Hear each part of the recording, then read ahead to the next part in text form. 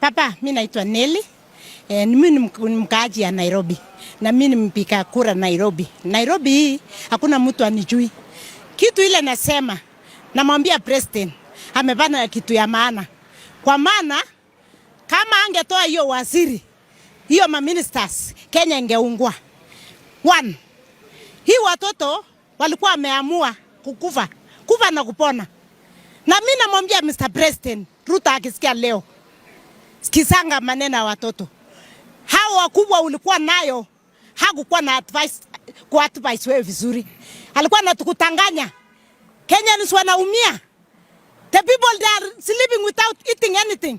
Our children wamesoma, wana kazi, na wewe mtu mmoja anaenda kuonyeshana pesa. Akibebana pesa kwa atisa ya 900,000, almost 1 million.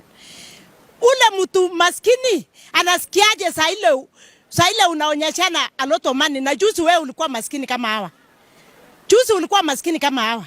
Ndio wasiri ile namwambia Mr. President, our excellency sir. Watu ile utachakua baba, unamwambia wa Kenya kupiga kura tuone tunachakua watu wazuri ama wabaya. We need people ile wanakuja kusaidia wananchi.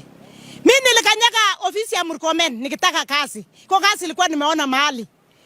Niliangaliwa kama takataka. Nilikuwa nikitaka kuongelesha security na sukuma mimi kama umbwa. Na nilipiga kura.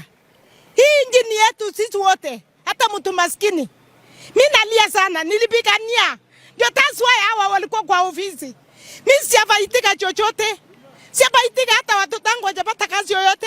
My children wamesoma, wako na kazi. Hata hii watoto wengi ukiona hawa wana kazi.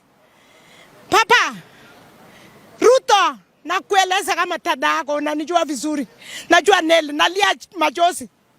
For good 3 months, I think 6 months.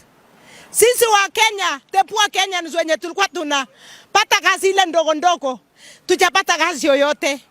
Manyumba zetu tunataiwa pesa nyingi sana. Ukiona vile tunaumia.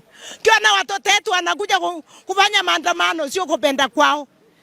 Watoto wamesoma ya maskini. Shida iko nyingi. Mtoto akiona mama akilia, mimi sometimes naenda kujificha kulia watoto wangu wasinione. Akaniuliza mama, si ulipigania? Mpaka Ruto akapata, nikamwambia nilipigania. Lakini wamenisahau. Namwambia Ruto saa hii raundi, andikia sisi watoto kazi. Tuko na watoto wanajua mpaka kutoa kukukul something ile hata wewe huwezi kutoa. Huyu watoto wamesoma, wako na PhD. Patia hii watoto kazi. Msipatie wazee peke yake. Mtu amefanya kazi miaka nyingi. For 10 years, 20 years anarudi kukuwa minister. Pea mtu hajawahi kufanya kazi. Patia ndio watoto waritike kama wengine. Wasikie watoto ya tepua Kenyans. Waenjoy hii nchi yao kama ni nchi. Hata sisi tuenjoy, hata sisi wenyewe tukiona watoto maskini wakifanya kazi. Ukipatia mtoto tajiri mwenye nanunua kazi, Wakenya wenye wana pesa watanunua na nini? Ruto, namwambia wewe kama dada yako Nelly, wenye unajua nalia sana. Nilikuwa nimelia nchi yetu asipomoke. Nilikuwa naona nchi inaungua na wewe ulikuwa uoni. Uliona baadaye. Kama nilikuwa nili-SMS wewe nikamwambia maybe watu yako walikuwa na delete message. Nilimwambia nchi inaungua, wewe uoni. Sikianga maneno ya watu maskini ya chini, usisikie ya tajiri. Sikia maneno ya watu ile